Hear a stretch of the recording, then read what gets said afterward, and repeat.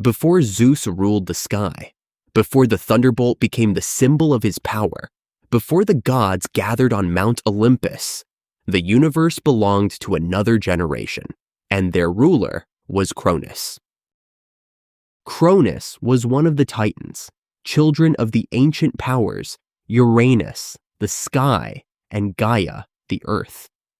The Titans belonged to an older world, a world before the Olympian gods, before Athena, before Apollo, before Artemis, before even Zeus himself. But Cronis had not inherited his throne peacefully. He had taken it. His father, Uranus, had ruled before him. And according to the old stories, Uranus feared some of his own children and forced them deep within the earth. Gaia suffered because of this, so she turned to her children and asked which of them would challenge their father. Cronis agreed. Armed with a sickle given to him by Gaia, he attacked Uranus and overthrew him. The reign of the sky was broken. Cronis became ruler of the cosmos. For a time, it seemed that a new age had begun, but victory brought Cronis something he had not expected: fear. Because Cronis had overthrown his own father, and now a prophecy warned him that one day one of his own children would do the same to him. The conqueror suddenly understood the terror of being conquered. Cronis married his sister Rhea. And when their first child was born, Cronis faced the prophecy. He could have ignored it. He could have accepted that even the rule of a god might someday end. Instead, Cronis decided that destiny could be defeated. He took the newborn child and swallowed it. The child was Hestia. Then another child was born, Demeter. Cronis swallowed her as well. Then Hera, then Hades, then Poseidon. One after another, Rhea gave birth, and one after another, Cronis took the children and swallowed them. The prophecy had said that one of his children would overthrow him. Cronis believed he had found the perfect solution. If none of his children could grow up, none could challenge him. But every child he swallowed made the prophecy more powerful, because fear was now shaping every decision he made, and Rhea had lost 5 children. When she became pregnant again, she could no longer accept what was happening. She turned to Gaia and Uranus for help. Together, they devised a plan. Rhea would hide the newborn child. Cronis would be given something else. When the time came, Rhea secretly gave birth far from Cronis. The child was a boy. His name was Zeus, and somewhere in the mountains of Crete, far from his father's throne, the future ruler of Olympus entered the world. But Cronis expected another child. So Rhea wrapped a stone in cloth. She carried it to her husband. Cronis did not stop to look closely. He saw the bundle. He believed the child was inside, and he swallowed the stone. The ruler who had once defeated his own father had been deceived by a blanket and a rock. Zeus was alive, and Cronis did not know it. The ancient myths offer different stories about exactly how Zeus was raised. In some, a divine goat named Amalthea feeds the infant. In others, nymphs care for him. One tradition tells of armed dancers called the curates, who clash their shields and weapons whenever the baby cries, hiding the sound from Cronos. The details change, but the important part remains the same. Zeus grows up in secret. Cronis continues to rule. He believes the prophecy has been defeated, but somewhere beyond his sight, the child he fears is becoming a man. And eventually, Zeus learns who he is. He learns what his father has done, He learns that his brothers and sisters still exist inside Cronis, and he decides to return. Zeus cannot rule alone. First, he needs his family.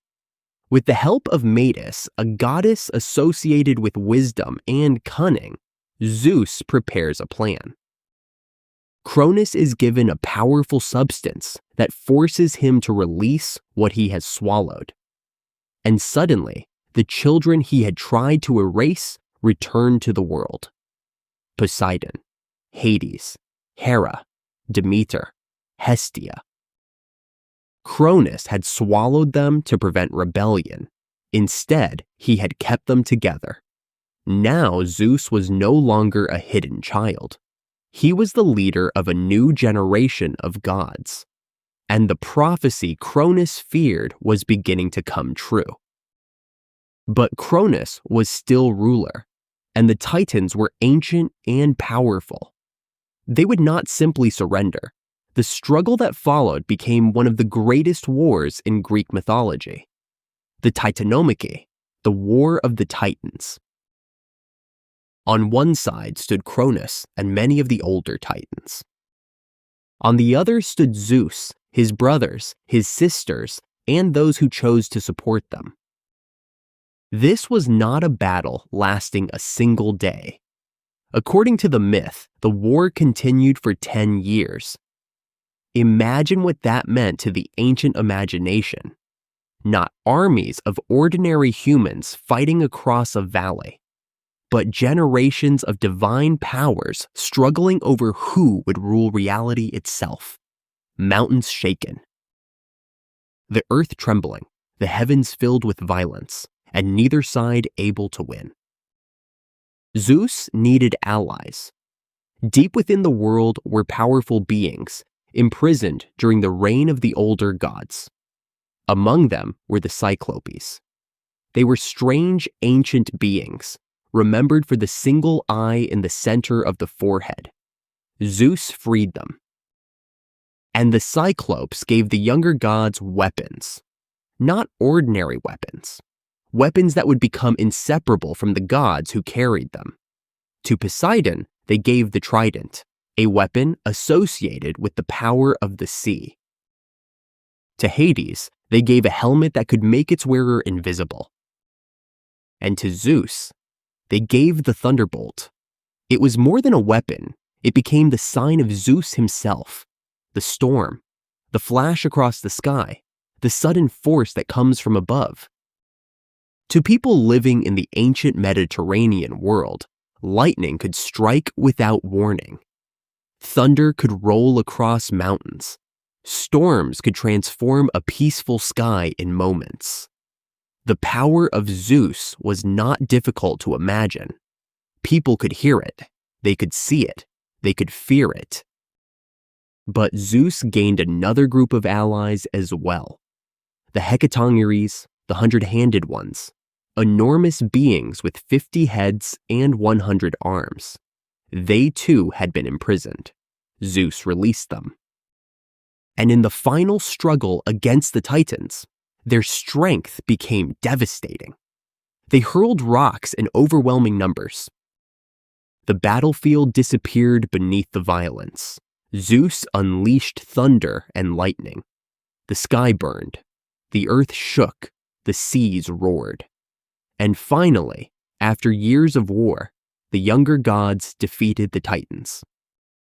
Cronis fell. The prophecy had been fulfilled. The sun he tried to destroy had overthrown him. Many of the defeated Titans were imprisoned in Tartarus, a deep and terrible region beneath the world. The 100-handed ones became their guards, and now the old order was gone. But victory created a new question. Who would rule what remained? Zeus had led the rebellion, but he was not the only powerful god. His brothers Poseidon and Hades had fought beside him, so the three brothers divided the cosmos. They drew lots. Poseidon received the sea. Hades received the underworld, the realm of the dead. And Zeus received the sky. The earth itself remained shared ground. And above the mortal world, high on Mount Olympus, Zeus would become king of the gods. It is easy to imagine this moment as the end of the story. The hero defeats the tyrant, the prophecy is fulfilled, the rightful ruler takes the throne.